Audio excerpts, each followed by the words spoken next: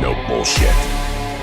Hello there, guys. Today, I'm going to be talking with my friend Kentaro, who's a Bitcoin investor, and he's been all over the place for the last year. But right now, for the second time this year, I think, he's back to Japan, which is, dude, this is like Japan is number one on my bucket list for sure. This is like, I've wanted to go to Japan so much. I mean, look at my gear here. I've geared all this up for you. Like I got the Japanese tea set. I got my Japanese dragon just for this podcast. You know, Big honor, buddy. I'm already drinking my Japanese tea that I got. So yeah, dude. I mean, I really envy you for getting to spend so much time there. But let's start by you introducing yourself. I want you to say a few words about like where you're from and all that, because I think it's super interesting. So let's dig into that. Absolutely, man. So yeah, my name's Kentaro Roy. I grew up in the U.S. And my father was military, so I moved a lot within the U.S. Throughout my childhood. But when I was 23, I moved to Poland. I had done a marketing agency since high school back in the States, and I had that business for maybe 5 years. It was okay. Had a couple good years, couple bad years. It was my first business. I made a lot of mistakes. I hired people too fast, and I'm just a bad manager. So I had to figure out where I did not fit in that company. But I started another marketing project, which started to go well.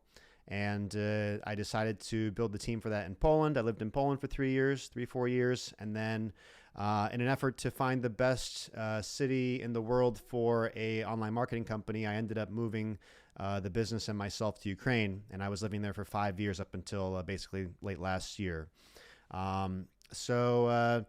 I sold this business a few years back. I'm still involved in some different marketing projects.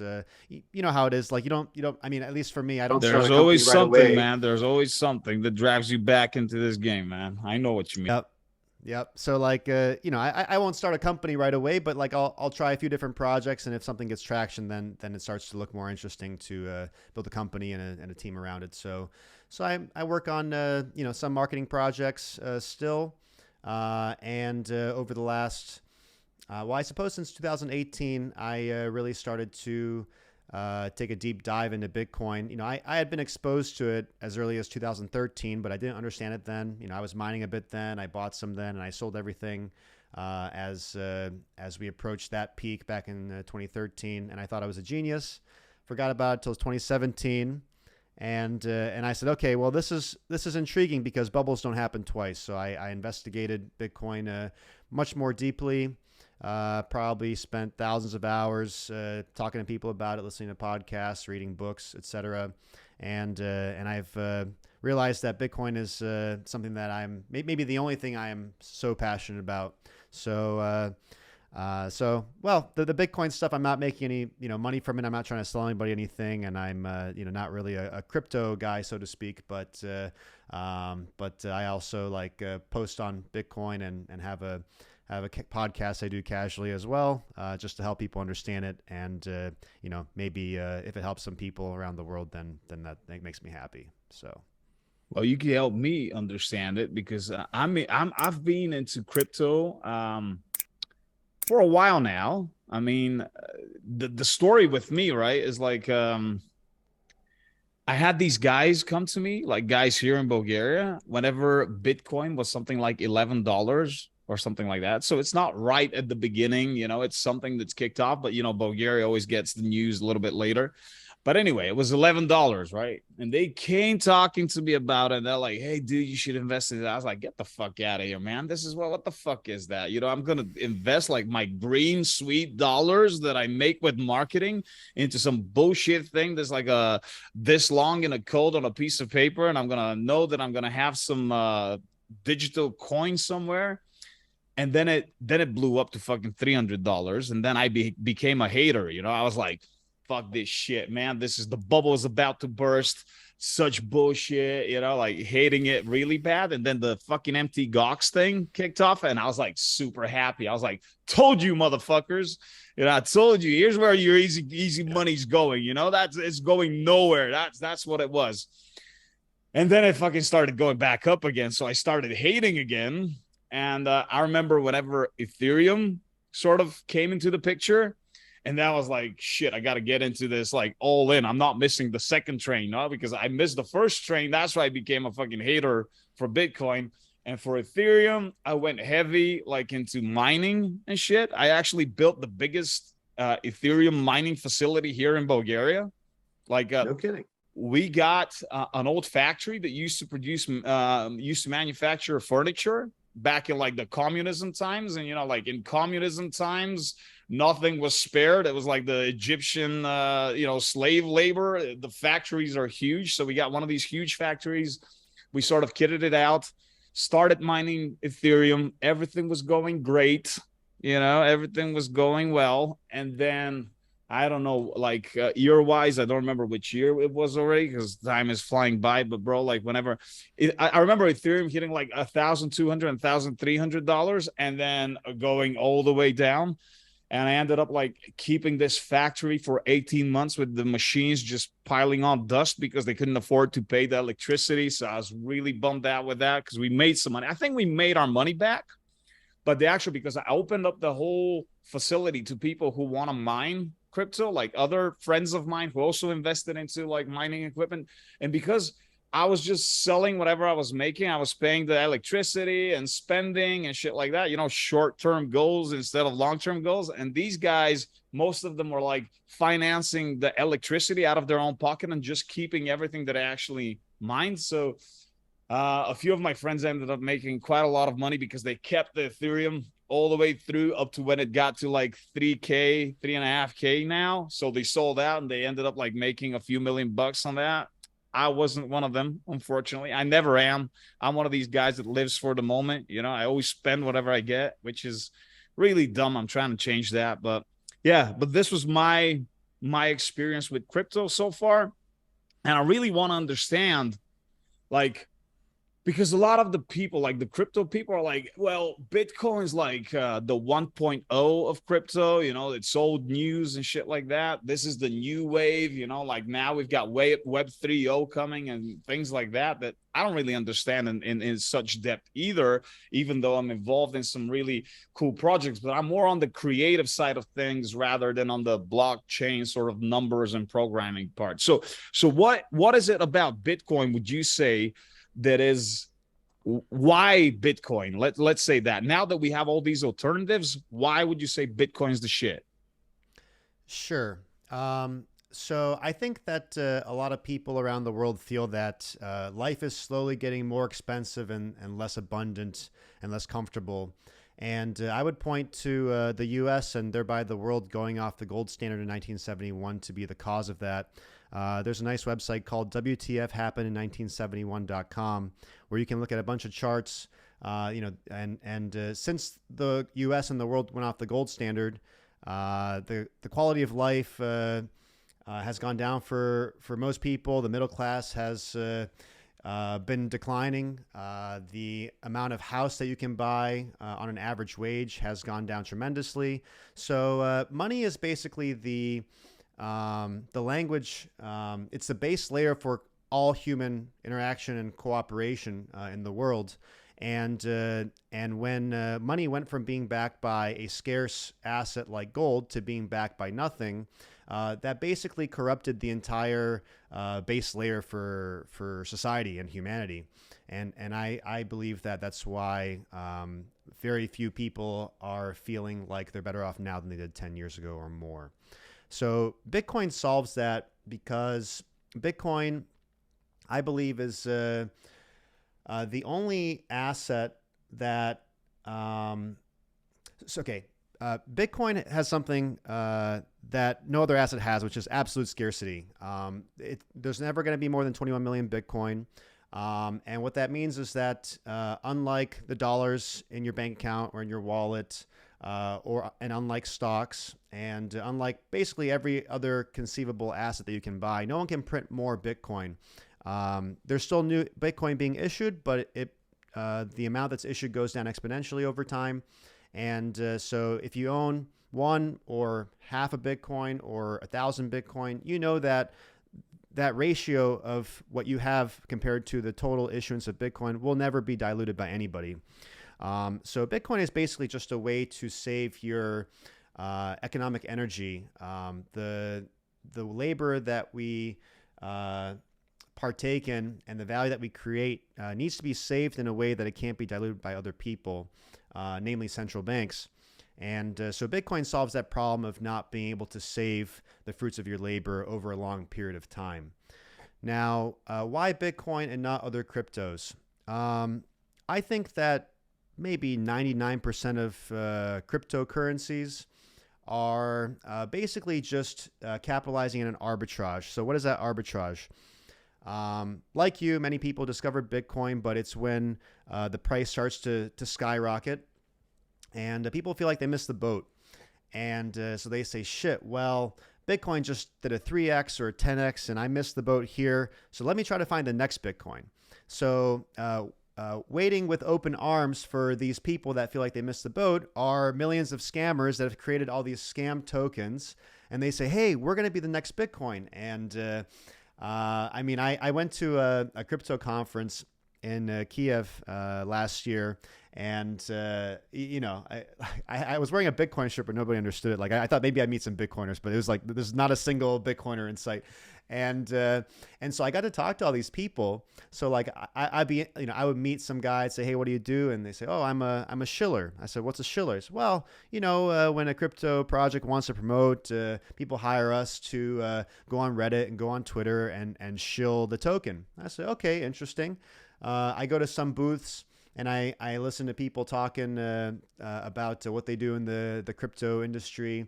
And, you know, I hear guys talking about, okay, so you can list your token on our exchange for $5,000. And if you need market making services and liquidity services, that's going to be a few extra grand a month. So like, I'm just wandering around this crypto conference and I see the whole red lights like, blinking from everywhere. Yeah, the life cycle and all the parts of the whole fucking Ponzi scam game, which is like, I create Kentaro coin, I have some shillers go out and promote it, you know, I pay some exchange to list it, I pay some other guys to create liquidity for it, and then I pay some big news sites, you know, 5, 10, 20, 30 grand, talk about how Kentaro coin is going to be the next Bitcoin. And so now I've, you know, for 50 grand or 100 grand, I've prepared all the exit liquidity for myself and my friends that, you know, are in on this scam. So I think 99% of crypto projects are basically just to steal money from regular good people, and which is why I'm kind of vocally against crypto in general. But I think that if we're talking about more established projects like Ethereum or some other things, like I think that in 10 or 20 years there will be other crypto assets or cryptocurrencies. I will be surprised if any of the ones that we know of today are the ones that are big, you know, 10, 20 years from now. But it's my belief that no other crypto asset other than Bitcoin has enough decentralization where a government or company or individual can stop it. So Ethereum has a track record of hard forking when Vitalik says that we need to reverse some transactions. You don't want to put your money in something that one guy can reverse the transactions of. And even if Vitalik is, has good morals, it's very easy for a country. You're the president of the United States, the president of Russia, and you have your guys visit Vitalik and say, hey, listen, we need you to do this. Here's where all your family and people that you love live, and you're just going to have to be on our team or you're going to have a bad time. So, I mean, it's too easy to manipulate one single guy, one individual. You're right, for sure.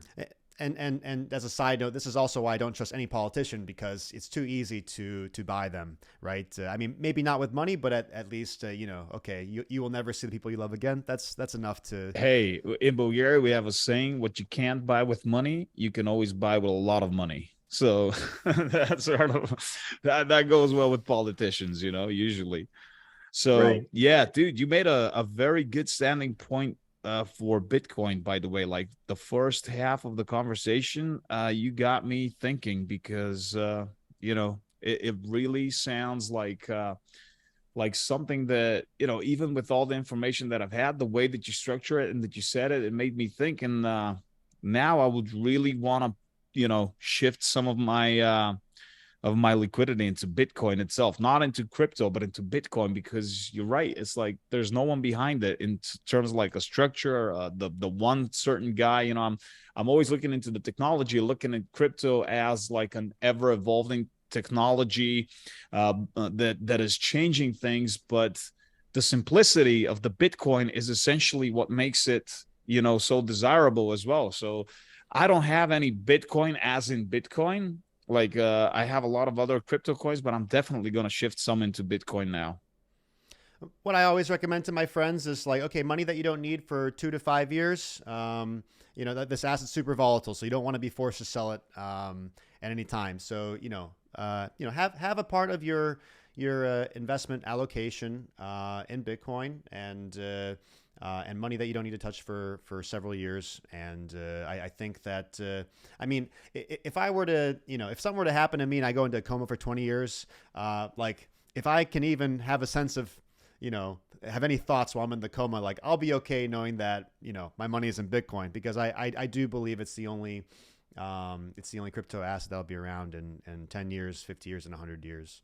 Talking about that, like currently in terms of crypto and all sort of blockchain projects, everything connected to Web 3, as well as most of the other stuff around the world right now, except for the hard commodities like gold and oil and shit like that, are going down. So what are your expectations like for crypto and for everything else? Like what are the short-term expectations? Let's say what's happening by the end of the year and what's happening for the next 3 years, for instance. What do you think?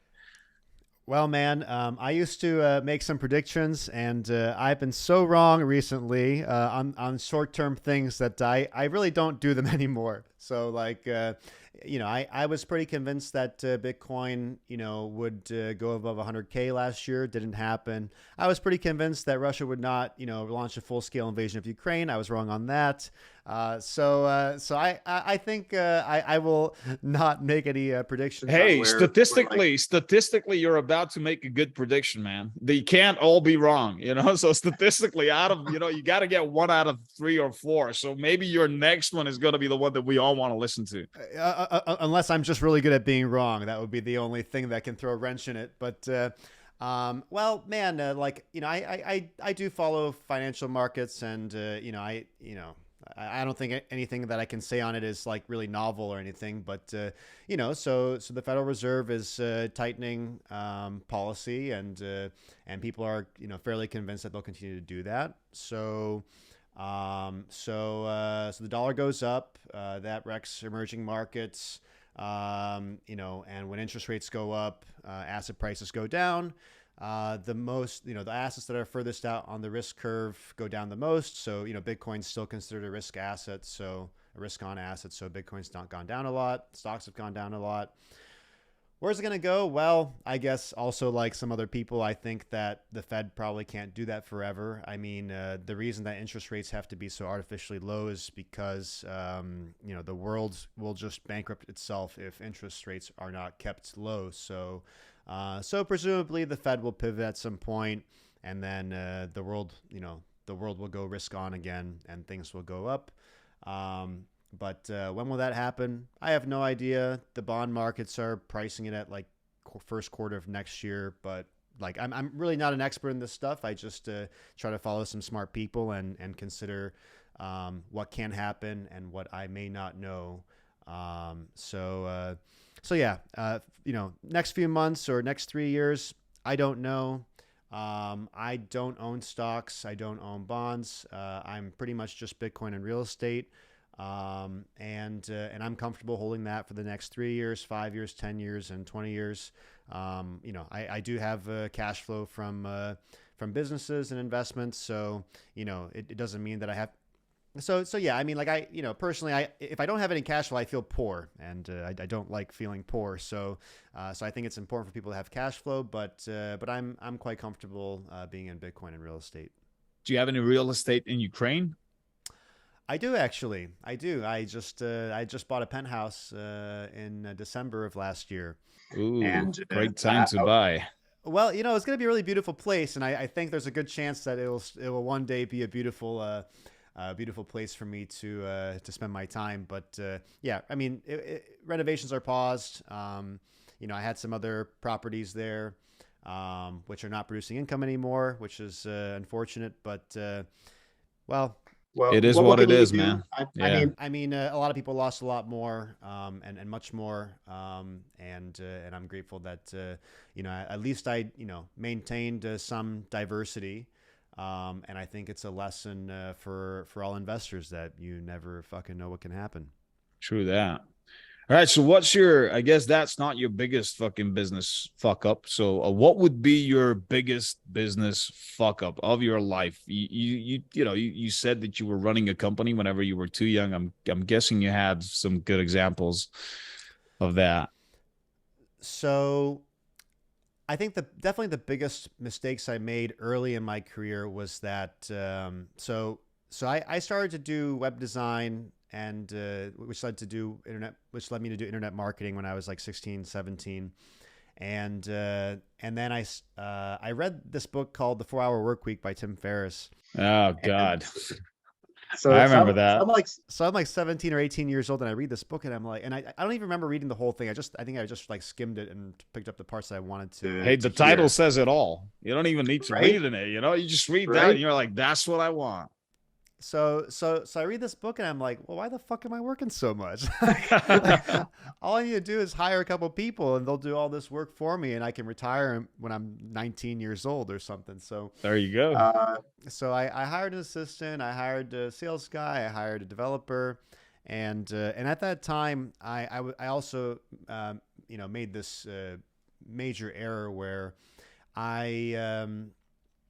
I mean, as a kid, I was pretty insecure. I didn't have a lot of friends growing up because I was moving around so much, and I really wanted to be liked, and I really wanted to like have a big company just with a lot of people. Like that was a lot of people that would like you, right? Like you're the CEO. They need to like you, or they're not getting paid. That's how I treat the people in my company. Right. I need to be praised like Kim Chen-un whenever I walk in here. Everybody was flowers. If I'm going on holiday, they're all crying, and they better be crying. They better be fucking crying. I'm not going to be here for a week.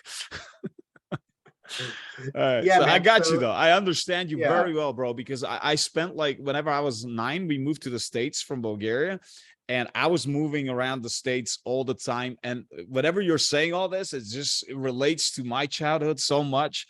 And like the craving for being liked and all this. And now that you're saying it, it's like hearing myself talk about it. So sorry for interrupting you there. But yeah, it's really cool to hear that.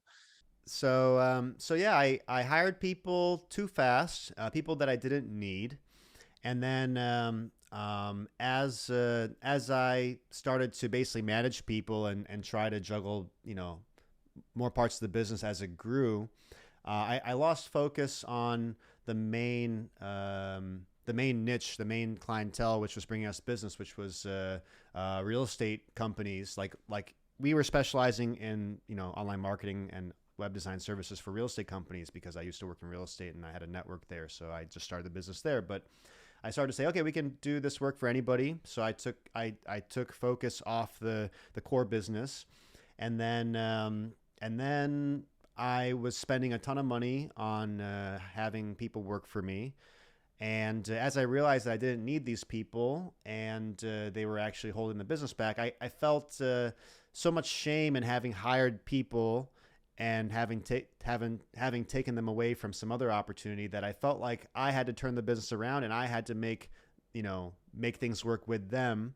that was my responsibility for having, given them this job. So it was a lot of mistakes. The easiest way to not make these mistakes is to hire someone that's good at managing people, because I'm not a good manager.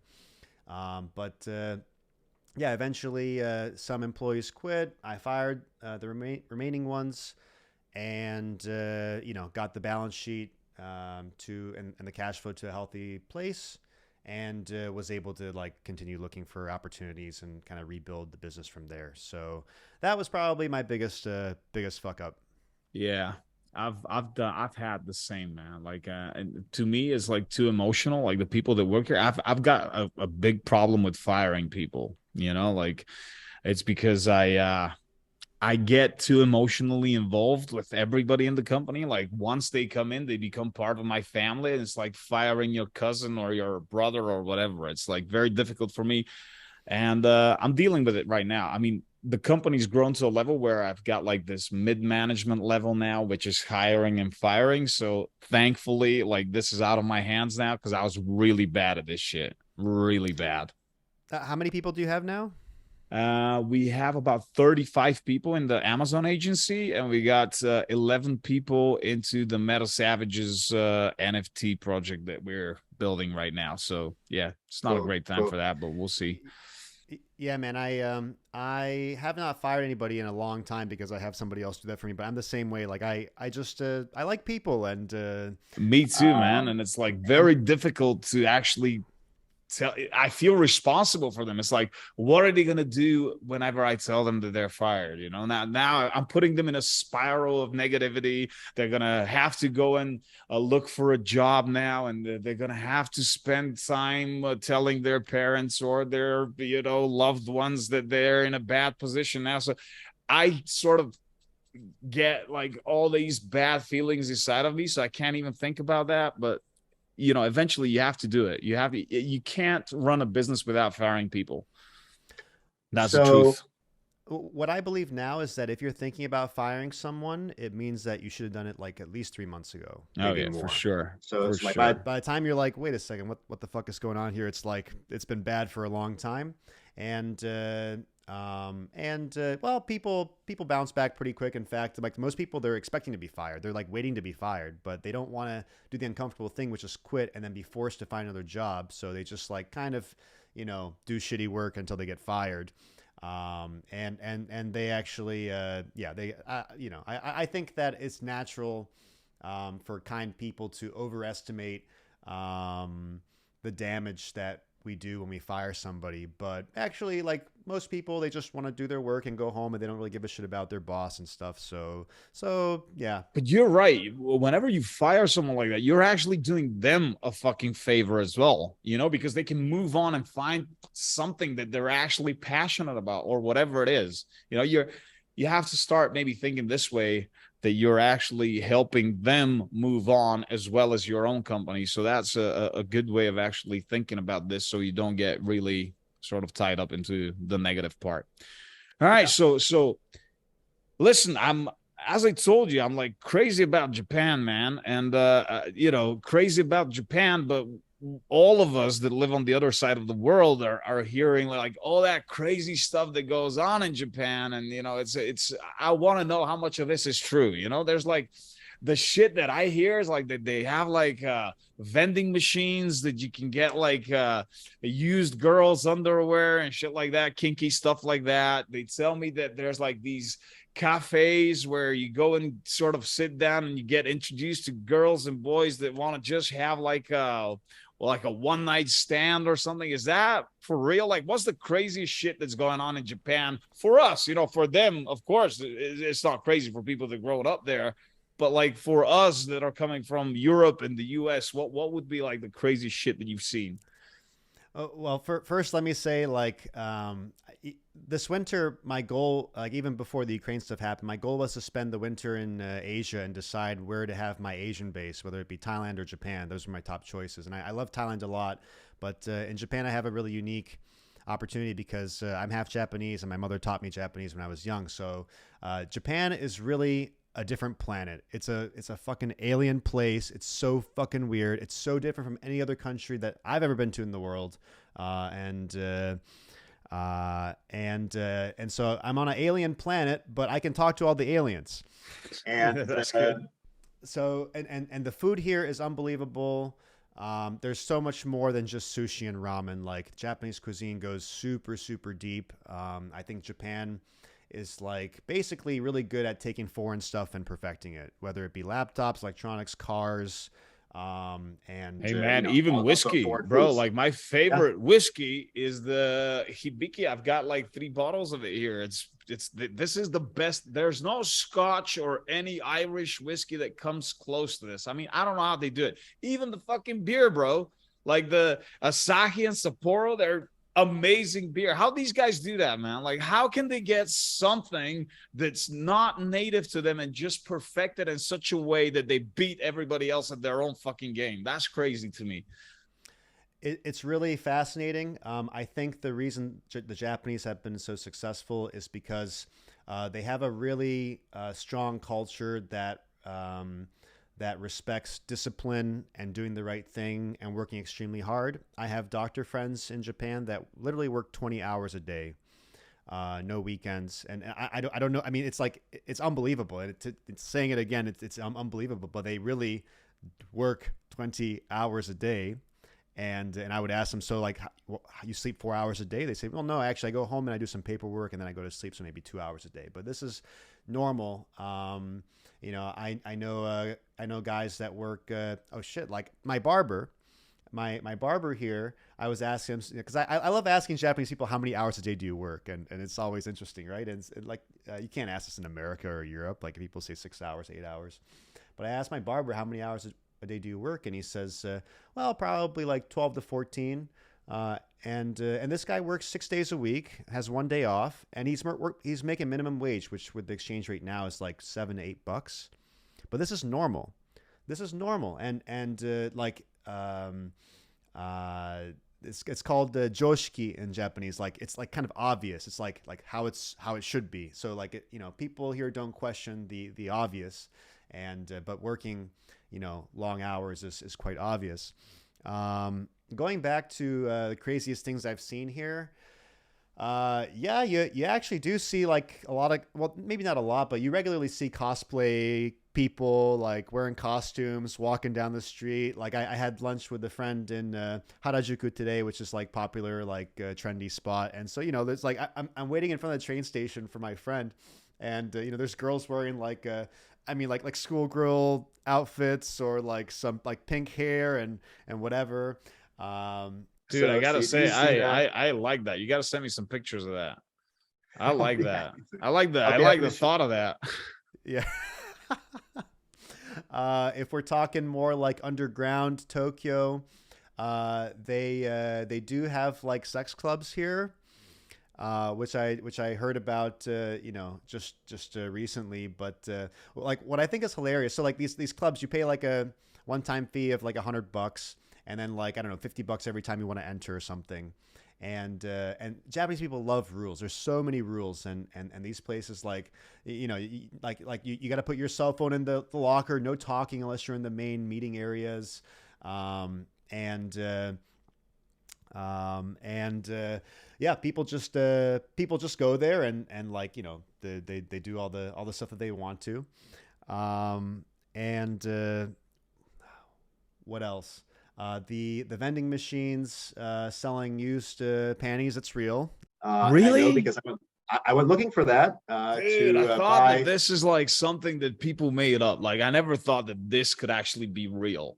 It's uncommon. It's not like a vending machine on the side of the road, but like in Akihabara, which is just another one of the districts in Tokyo, there is a 5-story tall building that's all a sex shop.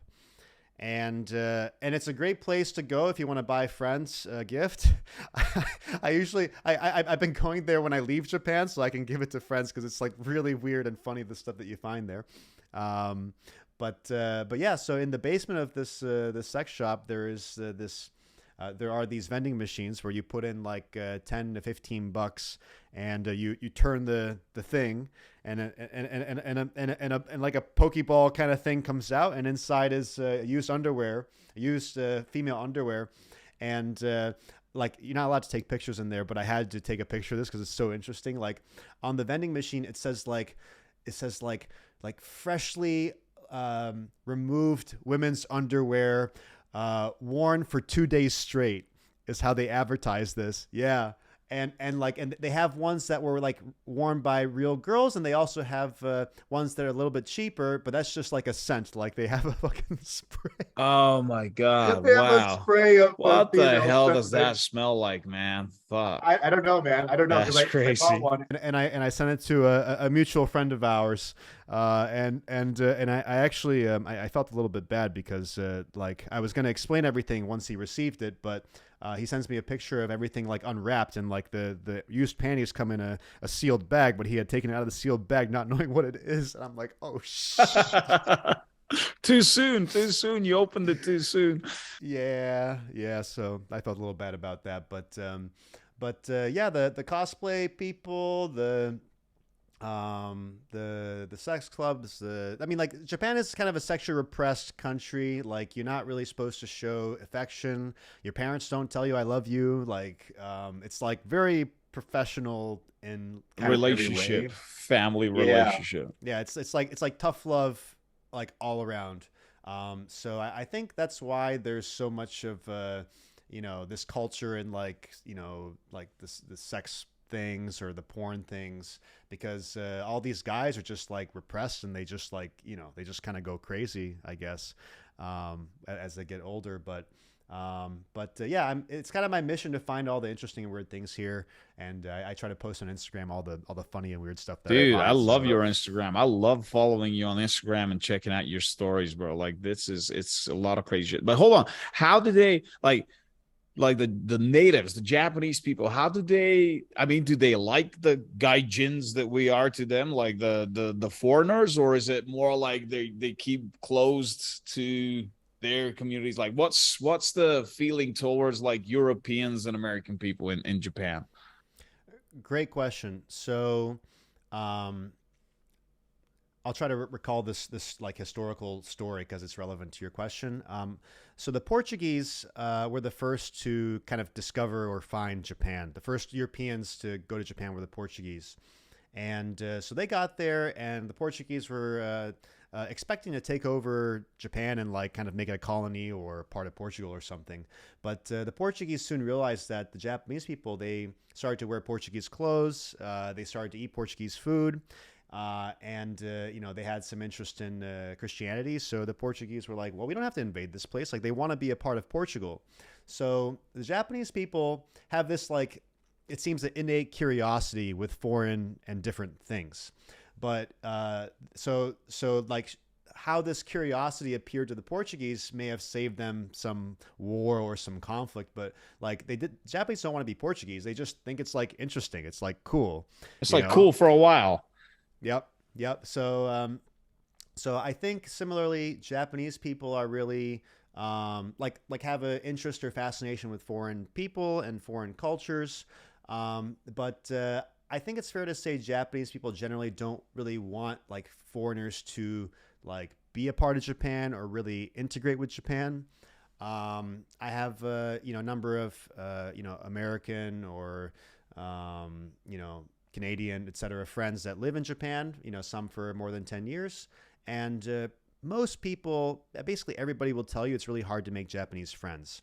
That may be the culture of just kind of, please come visit, but like Japan is kind of for us. It may also just be that people work fucking 14 hours a day. Like there's really not a lot of time to make friends necessarily. In fact, most Japanese people, like all of their friends circle, like all their friends are from work. Like work becomes your life. When you give a business card to someone in Japan, you have to hold it with both hands and give it. Is that not like kind of is that not like an Asian thing though? Like, because I get like the Chinese are handing me like whatever, I go to expos and stuff like that, they're always like giving it to me with both hands. I thought it was like a more sort of not simply a Japanese thing, but more like from the whole region there, like a sign of respect or something. I don't have experience in exchanging business cards like in other places in Asia, so I'm not sure.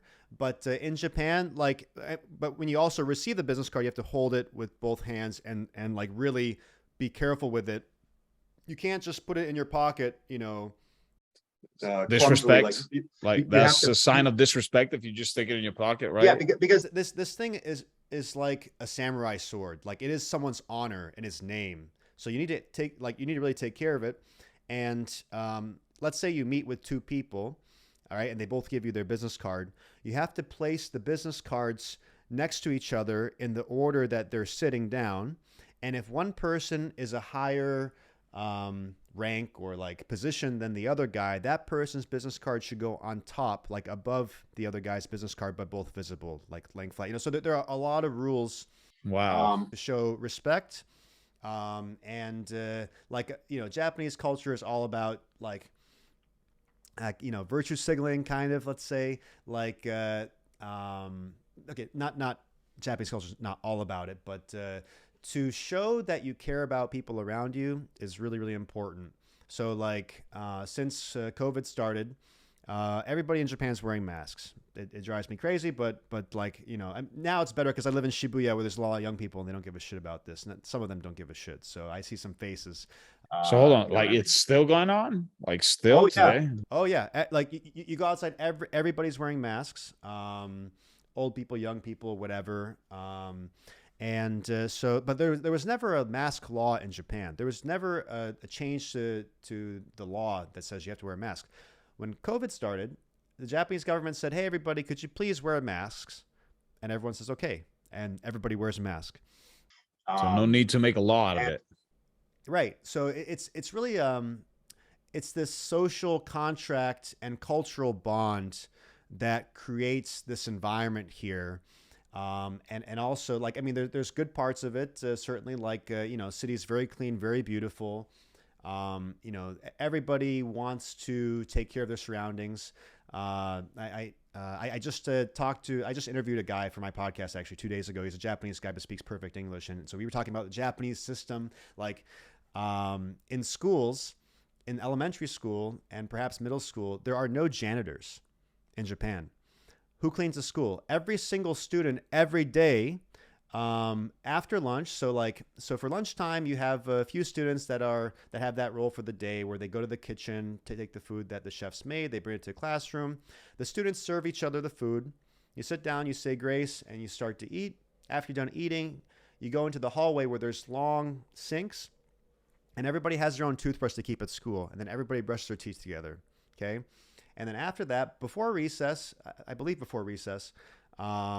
you move all the desks out into the hallway, and then all the students clean the entire school. So this week, I clean the toilets. This week, you're going to clean the gymnasium. This guy's got the blackboard. She's got this.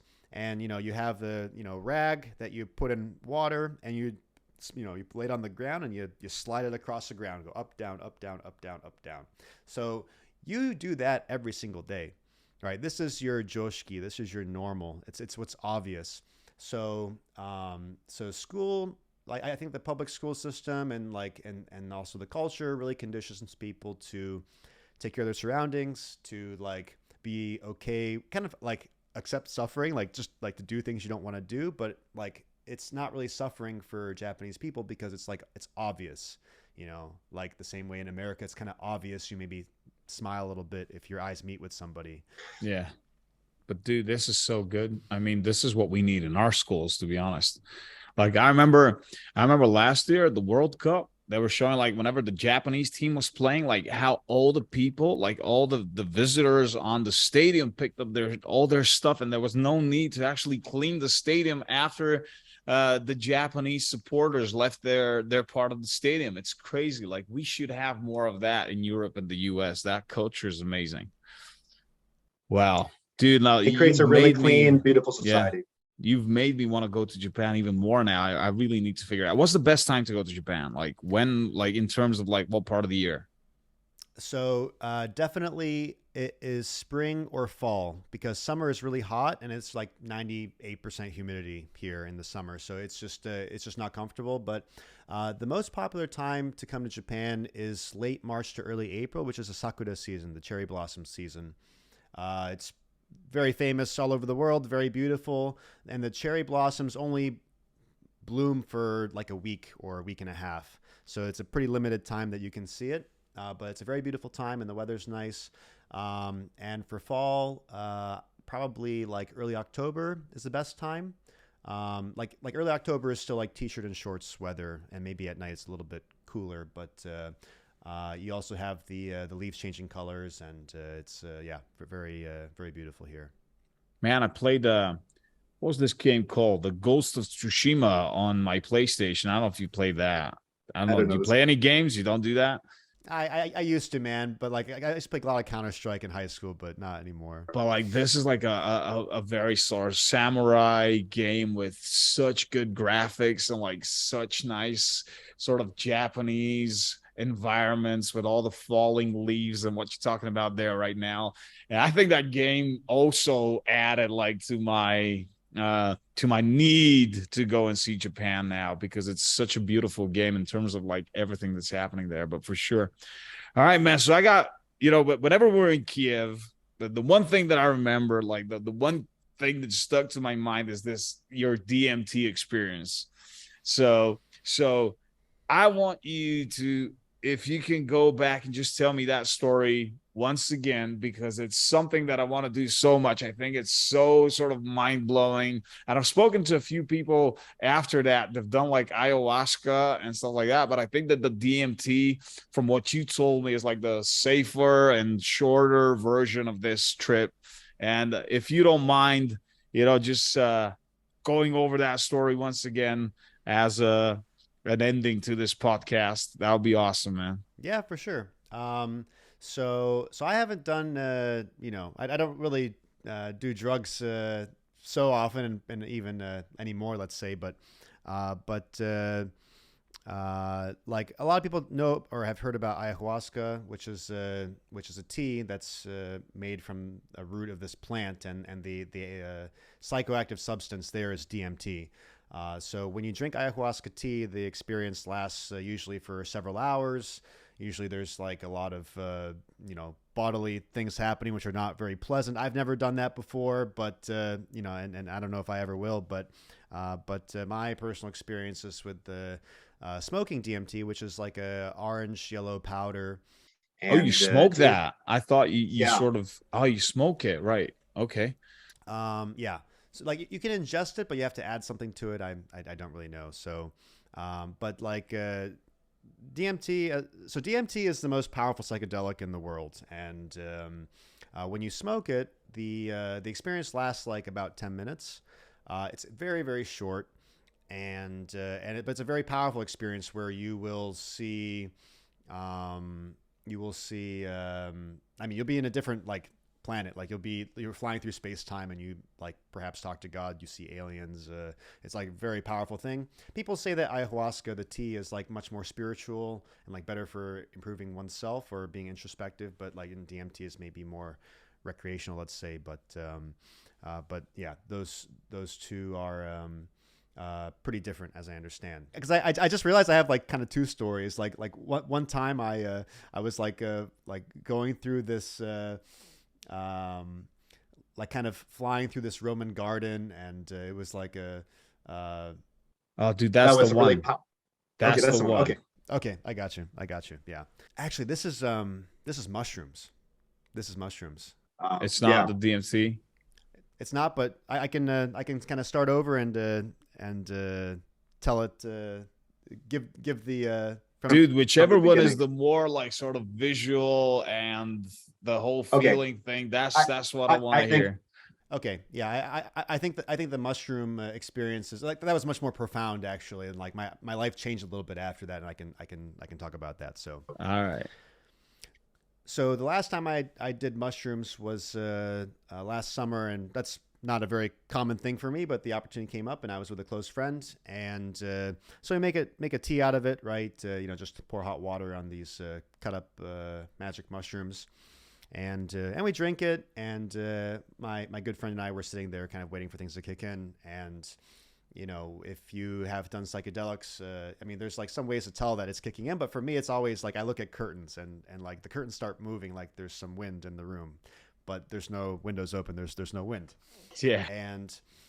And so you start to feel a little bit tingly and like, you know, you might see like patterns on the floor moving a little bit as you're like coming up and it's kicking in. So in this moment, like I closed my eyes for a second and I realized that the world I was in with my eyes closed was much more beautiful than the world I was in with my eyes open, my living room and such. So I kept my eyes closed and I see all these kind of like sparkling lights, like stars perhaps. And over time, these stars kind of come together and start to form shapes. And I realized that I was in a labyrinth. I was in this hallway, but as I go through this labyrinth, you know, the lights change and I can see the outline. There's different doors and passageways, and so I'm gliding through this labyrinth made of light. And you know, I have a smile on my face, and I have my eyes closed. And if I turn my head left, I turn left. Turn my head right, I turn right. So I'm gliding through this labyrinth, and after a few minutes, I come out into this field, this open space. I exit this labyrinth that I was in, and if you can imagine, like a beautiful Mediterranean, like ancient Roman garden with columns and a stream going through and greenery and trees. So I come out onto this beautiful garden, and I'm just kind of hovering above all of it and going across this garden. And as I continue forward, there is this woman made of light, and she has a bucket that she is, you know, filling up with water from one of the streams in the garden. And I look at this water, and this water was actually a liquid form of pure happiness and joy and a mother's love. So she's taking this bucket of joy and a mother's love, and she starts dousing me with this water, and I felt so tremendously happy.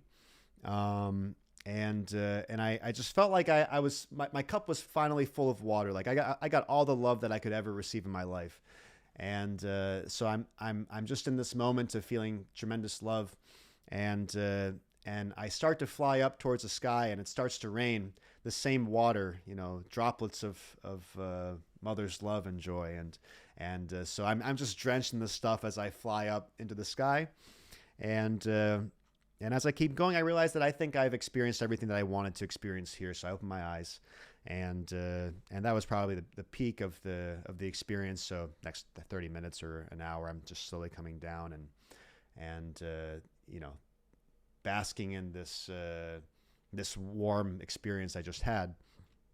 Now, a lot of people who have not done psychedelics will hear a story about someone's trip and say, so like, what does it mean? Like, what did you change? How, you know, people kind of assume that every experience is profound and like changes your life. And some may be, but I think probably most are not. So I didn't really expect much from this, but I did completely change in one way after this story, which was, I used to wear watches. I mean, I just had a couple nice ones, but they were like, you know, nice ones, which I was proud of and kind of represented a milestone in my career. Like I bought the Rolex Daytona Panda like a long time ago, and then like another German watch afterwards. And like, you know, they're very, very beautiful watches. Like, you know, I had earned it, you know, it represented some milestone for me. I was proud of it. I was wearing it every day. And after this mushroom trip, I realized that I don't need the watches anymore. And I realized that I was wearing these watches as armor. I did appreciate the aesthetic beauty and like the mechanical nature of the watches, but I was wearing them because I was insecure in myself, and I wanted people around me to think that I was an important person. And And I was kind of justifying in my own head, like, no, it's because I like it, and like, you know, it's me, and I'm proud of it. But yeah, after this trip, I realized that I don't need to have people around me, you know, be impressed by some watch I'm wearing, and I haven't worn a watch since. Wow. Dude, this is such a good story. Like going through it once again is like so good. Like, fuck that experience, bro. Beat that, Mark Zuckerberg, and your Oculus virtual reality shit. That's wow. Like the whole thing that you're telling me, I was like imagining it as you were speaking it. Man, I need to do more mushrooms. This is what I need to do, man. It sounds so good. I mean, I tried mushrooms for the first time after I saw you. We went to Mexico, and we did like those the chocolate bars, the Venus bars. That was like the best experience of my life. We were sitting around the pool all night, like 10 guys. We all did it. And it was so funny. We had so many laughs, like just having such a great time together, man. Like this is like it's the best drug that you can actually do is mushrooms for me, in my opinion. It was really good. That was like probably top experience for me. Fuck that other shit, man. I don't like smoking weed and like all the heavier shit like coke and all that other stuff. Not for me, but this is such a great experience. I can't wait to do it next time, man. I need to find some of those. Like we don't get these Venus bars here. They're like more of an American thing. It's hard to get them, but I'll get some. Mushrooms are the best for me as well. Yeah. Yeah. Man, this was a really, really good talk. Seriously, you're like my second interview on this podcast. And this is like we covered so many like good topics. I'm really happy with what's coming out of it, like content. I'm really, really glad that I did it. It's a big honor, man. Thank you so much for having me. Thank you for being on here, and I'm looking forward, dude. Maybe I don't know. I'm hoping that I'll be able to come to Japan and that you'll be there, and I'll get to meet you there, and like so you can show me the ropes and stuff like that. Show me a couple of things that you think are cool. That would be awesome. And if not, my great pleasure. If not, we'll I'm sure that we'll cross paths somewhere soon. Very good. All right, man. brother. Very good. Thank you very much for everything, and keep on doing what you're doing. I'll post like your Instagram and everything so people can follow you and they can enjoy your Japanese stories as much as I'm enjoying them because they're really cool. And, speak to you soon, man. That's awesome, dude. Thank you so much for having me. Thank you, and have a good rest of your day or night or whatever comes next in Japan.